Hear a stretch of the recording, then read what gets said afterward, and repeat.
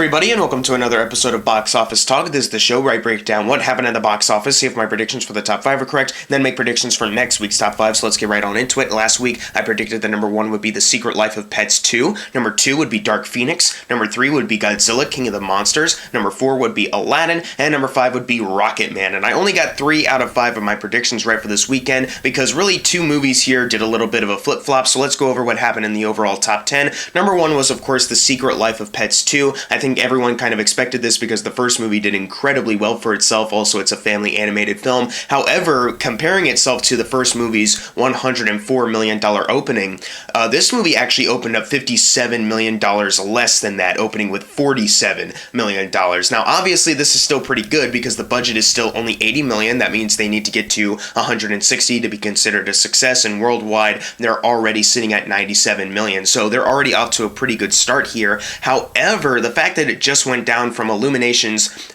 second highest opening weekend of all time, and now the sequel comes out and it's like the third worst one that they've ever had, that's got to be a huge disappointment for them. Obviously, this movie is still going to make money and it's still number 1 at the box office this weekend, but the fact that it had that big of a drop, I don't think anyone was really anticipating it that much. Number 2, we have Dark Phoenix, which is officially the worst opening weekend for any X-Men film ever. Previously, it was the Wolverine's $53 million opening weekend, but that's still a pretty good opening weekend. This movie is on a budget of $200 million, and it opened with $33 million, and that is a huge bummer. Now, you might debate that maybe Secret Life of Pets and Dark Phoenix didn't do too well because they're both kind of competing against each other, and I guess that's fair, but I think it's fair to say that there's also a lot of negative press towards this film as far as the reshoots go, how the actors don't want to be there. So this really honestly doesn't surprise me that it's got the worst X-Men opening ever. Kind of a big bummer, honestly, that it's ending the series on this kind of a dud note. Worldwide, it is sitting at $140 million, so they could potentially get close to doubling that $200 million budget, but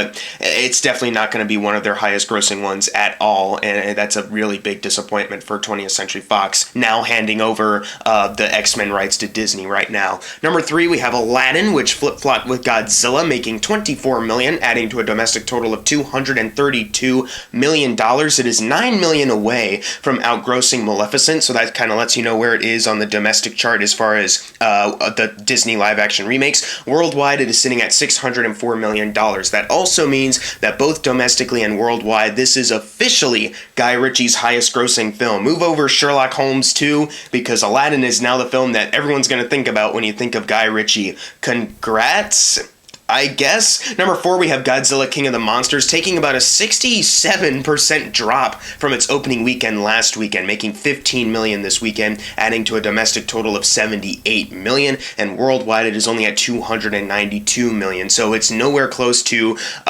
overgrossing Kong Skull Island or the first Godzilla movie anytime soon, domestically or worldwide. And as much as it is making money, and I think definitely by next weekend we'll see that $170 million budget doubled to the 340 point, it's definitely not going to be the big hit that, Warner Brothers and Legendary really wanted. Like, this has got to be a huge disappointment for them. I heard that there's some talks right now that Godzilla vs. Kong is going to be pushed back a bit so they can try to make it as good as possible, try to make as much money as possible pretty much. And that's got to be a big bummer on them, because I'm sure they wanted to make a lot more of these, but now it looks like it could just end with Godzilla vs. Kong.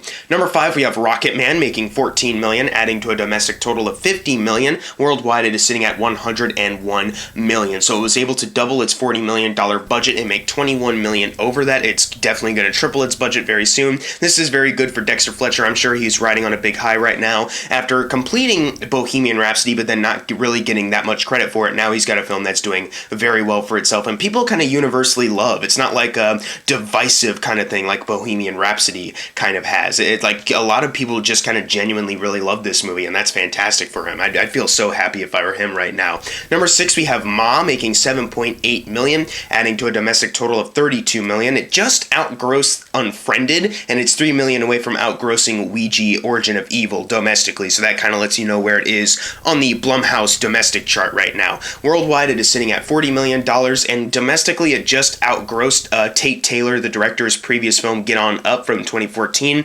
I don't think it's going to outgross, definitely not The Help, but even The Girl on the Train with Emily Blunt, because this movie opened up a little less than even The Girl on the Train did for an opening weekend, so I just don't see it really happening. But hey, at least it outgrossed Get On Up. That's an achievement, I guess. Number 7, we have John Wick Chapter 3 Parabellum, making $7.4 million, adding to a domestic total of $138 million, and worldwide it is sitting at $252 million. This is super fantastic for this movie. Obviously, it's still doing super well for itself. It's getting on up there as one of Keanu Reeves' highest grossing films, both domestically and worldwide. It definitely won't outgross, which one is it? Matrix Reloaded? Revolutions? I think Reloaded. One of the Matrix movies that has a re as their subtitle, pretty much. It definitely won't do that, but it's still getting up on Keanu Reeves' charts as one of his highest grossing films, so that is super great to see. Number 8, we have Avengers Endgame, making $4 million, adding to a domestic total of $824 million, and worldwide it is sitting at $2.730 billion. It's $58 million away from outgrossing Avatar's worldwide total. Now, will we be able to see that by next weekend? Because I'm going to assume it's going to stick around next weekend, maybe at the number 10 spot,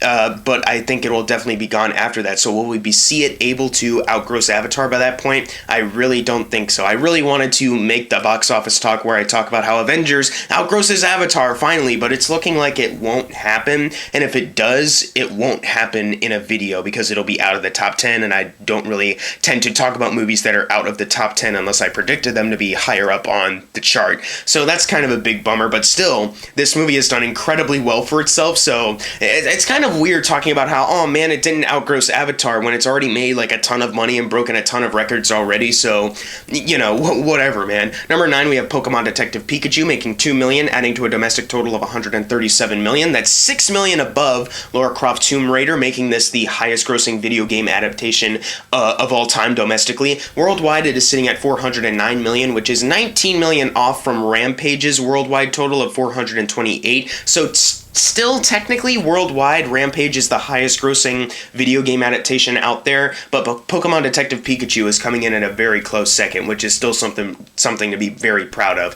And finally, closing out the video, number 10, Booksmart, making $1 million, adding to a domestic total of $17 million, and it's only $1 million away from tripling its $6 million budget domestically, and it definitely will do that once it's out of the top 10, so this has got to be a really great win for Olivia Wilde. Though not a big blockbuster hit, like, obviously, it was never gonna be that, it's still was able to triple its $6 million budget, and it's still a really big hit with critics and audiences alike. Now it's time for the fun part, the predictions for next week's top 5. Number 1, I'm going with Men in Black International. Number 2, The Secret Life of Pets 2. Number 3, Shaft. Number 4, Dark Phoenix. And number 5, Aladdin. But what are your predictions for next week's top 5? Leave them in the comments below, and if you got your predictions right for this week, you're going to get a shout out right now. Unless you didn't get it right, then I'm sorry. And as always, thank you guys for watching. Make sure to subscribe. I'm Jackson Fulcher. See you guys next time.